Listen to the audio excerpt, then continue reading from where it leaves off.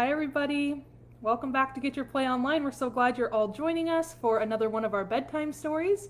I'm going to go ahead and give everyone a couple minutes to go ahead and get on to our live before we start the next couple chapters of the book that was started last Monday. So you can see here the title of our book is Junie B. Jones and Her Big Fat Mouth. So last Monday we read the first two chapters, and today we're going to read the next two chapters. So I'm going to go ahead and give everybody just a little longer before we go ahead and get started, and then we're going to read our next two chapters. All right, so I'm going to go ahead and start reading our chapters, and our first one we're going to read today is Me and My Big Fat Mouth. So the chapter starts, after school was over, me and my bestest friend named Grace walked to the bus together, except for that Grace kept on wanting to skip, and I didn't. How come you don't want to skip, she said. Me and you always skip to the bus. I know, Grace, I said, but today I got a very big problem inside my head. And it's called I still don't know what job I want when I grow up. I do, said that Grace. I'm going to be Mickey Mouse at Disneyland. I did a big sigh at her. Yeah, only too bad for you, Grace, I said, because there's only one real alive Mickey Mouse, and you're not him. That Grace laughed very hard. Mickey isn't real, silly. He's just a mouse suit with a guy inside, she said. And so just then I felt very sickish inside my stomach. 'Cause I didn't know Mickey was a suit, that's why. What did you have to tell me that for, Grace? I said, real upset. Now I feel very depressed. Then I hurried up on the bus, and I scooted all the way over by the window. And here is the illustration on that page. So you can see Junie B is very sad, and she's sitting all by herself on the window next to nobody on the bus, so she's all by herself.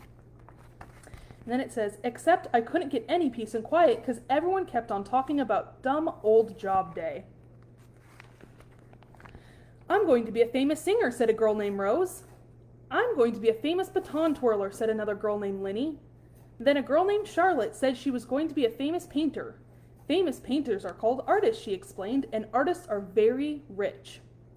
And after that, I felt a little bit cheerier, because guess what? Grandma Miller says I paint beautifully, that's what. Hey, maybe I'll be a famous painter too, I said. I'm going to be a prison guard, said a boy named Roger. My Uncle Roy is a prison guard, and he gets to carry the keys for the whole entire prison. Then my mouth did a smile, because one time my dad gave me the key to the front door, and I unlocked it all by myself. And I didn't even need any help. Hey, maybe I might carry two keys too, Roger, I said, because I know how to use those very good. Just then, William raised his hand very bashful. I'm going to be a superhero and save people from danger, he said. And so then I jumped right out of my seat, because that was the bestest idea of all. Me too, William, I hollered, because that sounds very exciting, I think. And so I'm going to save people from danger too. Then that mean Jim jumped up at me. Copycat, copycat, you're just copying everyone else. And anyway, you can't be 3 jobs, you can only be 1. I made a growly face at him. I am just being 1 job, I said, very angry. It's a special kind of job where you paint, and you unlock stuff, and you save people. So there, ha ha on you. That Jim made a cuckoo sign at me. Goonie, he said, Junie B. Jones. There's no such job like that in the whole entire universe. Yes, there is too, you big mean Jim, I yelled, and it's the bestest job in the whole wide world. And this is what the illustration looks like on that page. So you can see Junie B is up there in the corner, and she's feeling very mad, and you can see all of the other children riding the bus with her. So let's see how the rest of this chapter goes. He crossed his arms and did a mean smile. Okay, then what's the name of it, he said. Then the bus got very quiet. And everyone kept on waiting and waiting for me to say the name of my job. Except for I just couldn't think of anything, and so my face got very reddish and hottish, and I felt like P.U. again.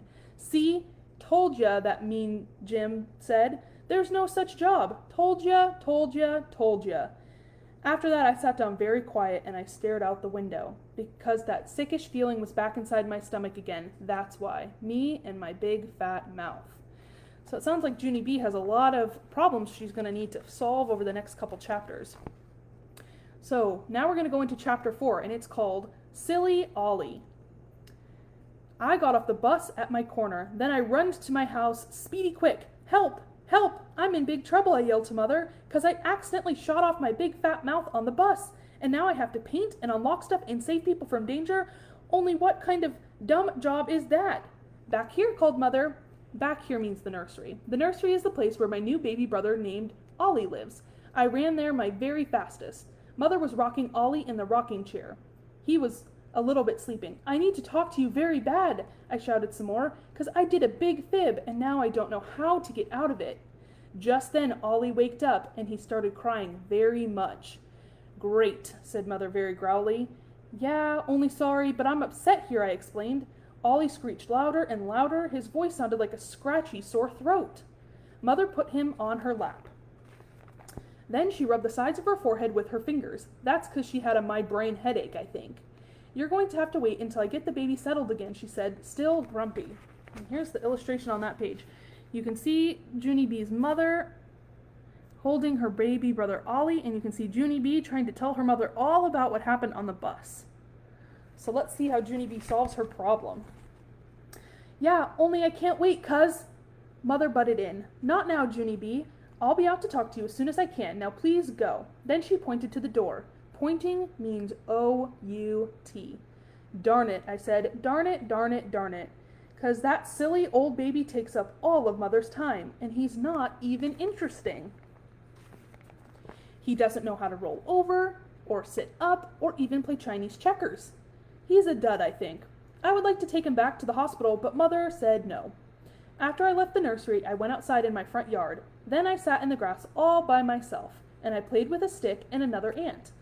Only this ant bited me, and so I had to drop a rock.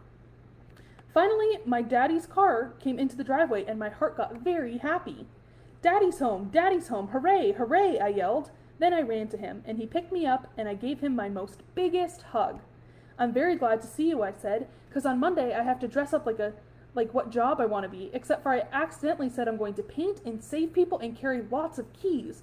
What kind of dumb bunny job is that? My daddy put me down. His eyebrows looked very confused at me.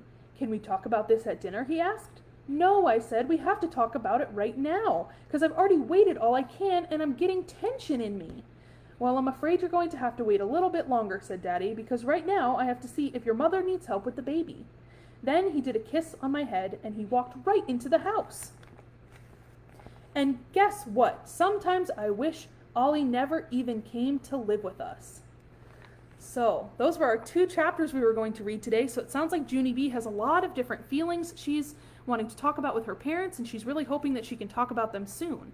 So if you want to learn about how Junie B solves some of these problems and how her parents are able to help her, you can tune in next Monday, and we're going to read the next 2 chapters of this really exciting Junie B. Jones book. We're so glad you are all coming out and joining our Get to Your Play Online bedtime stories, and we hope everyone has a really great night. We'll see you all soon. Have a good night.